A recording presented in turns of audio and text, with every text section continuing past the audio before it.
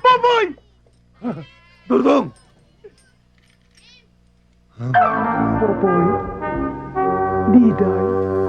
Diday? Diday!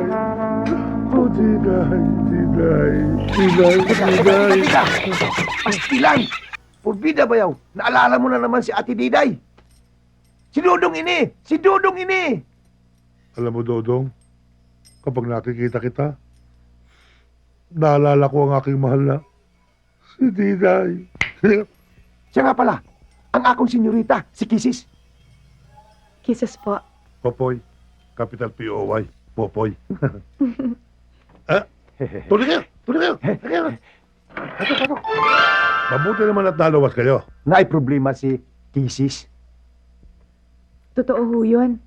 At ayon kay Dodong, kayo daw makakatulong sa amin dito sa Maynila. Handa akong tumulong. Alang-alang sa'yo. Lalo na kay Bayaw. Ano bang problema? Gusto kasi akong ipakasal ng uncle ko. Sa lalaking hindi ko naman gusto. Kaya tumakas kami ni Dodong. Tama ang ginawa nyo. Kaya kung pwede sana dito muna kami titira. Yan ang hindi tamang gagawin ninyo. I'm very sorry. Hindi ko kayo matutulungan. Dong, paano na yan?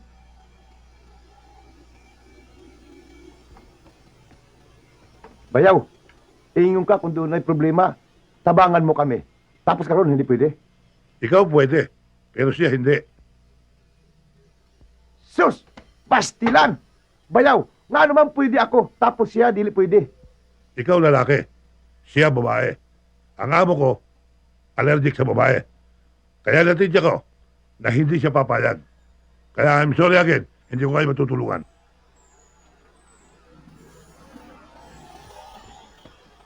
Dong, unsaon nato karon? Asa ta mo puyo, Dong?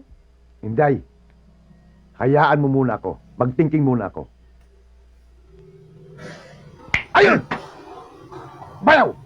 Ang ibig mo sabihin, kung si Kisis naging lalaki, wa tay problema. Walang problema. Good! Hinday! Huh?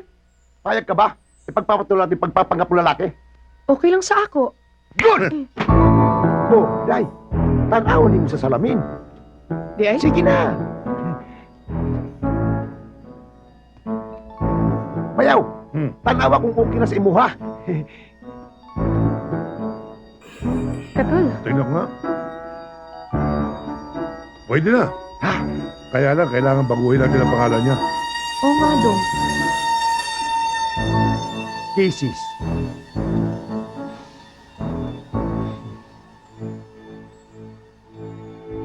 Yun! Kiko! Day, sugot lang ba imungan, Kiko? Okay lang sa ako, bisig unsa. Popoy, ano ba itsura ng boss mong silab? Ay... Gwapo. Ayun. Bakit tangal ka? Hindi po. Sino sila? Boss. Si Dodong. Ang bayaw ko. Dodong. Ang amo ko. Si Muslab. Dodong!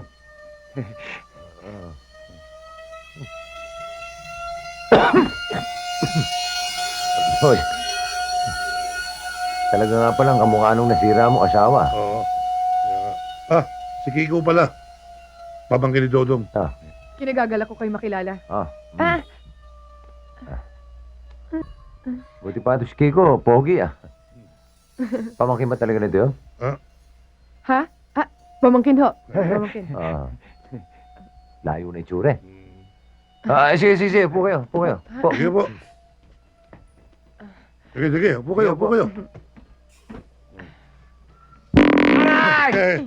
Ano ba? Sorry, boss. Laki-laki ng upuan dyan Ah, Ba't ang daming buhok dito? Sino ginipitan? Ako na. Ginupitan ko siya eh.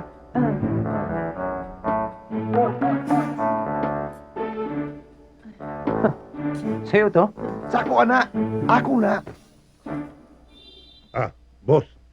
Kararating lamang nila. Galing sa Cebu. Bayaw. Kiko. Ito ang amo ko.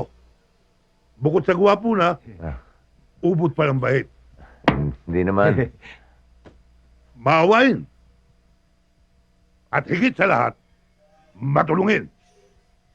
Lalo na sa mga taong nangangailangan ng kanyang tulong. Katulad ninyo. Popoy, parang sa tono ng pananalita mo, parang alam ko na may kailangan sila sa akin. Ganun na nga, boss. Galing ko, no? Boss, nagkaroon kasi sila ng problema sa Cebu. Kaya kung maaari, pansamantala, dito lang muna sila manunuluyan. Oh, yun lang pala eh. Sinabi ko naman sa iyo, mabait yan eh. Mawalang galang na sa inyong dalawa, no? Ah, Poy, alam mo naman sa'yo pa lang, namumblema na ako't nabibigatan. Tapos, magsasama ka pa ng dalawa. Abay, hirap ng buhay ngayon, nanintindihan mo? Siguro naman, maintindihan na itong dalawan to kung hindi ako papayag, no?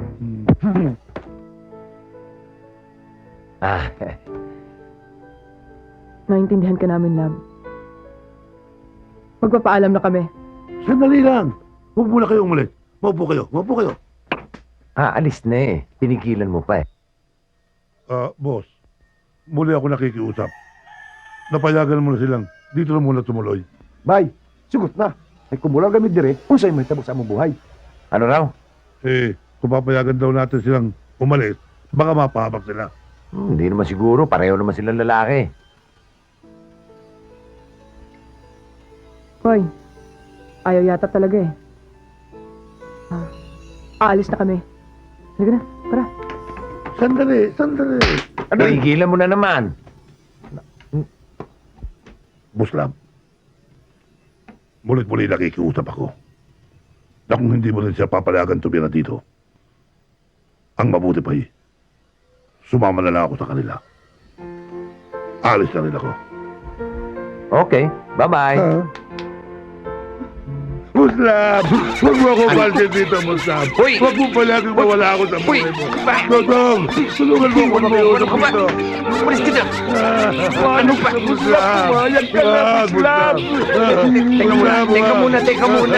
Teka muna! Ano ba? Lab, payag ka na naman oh. Sige na nga.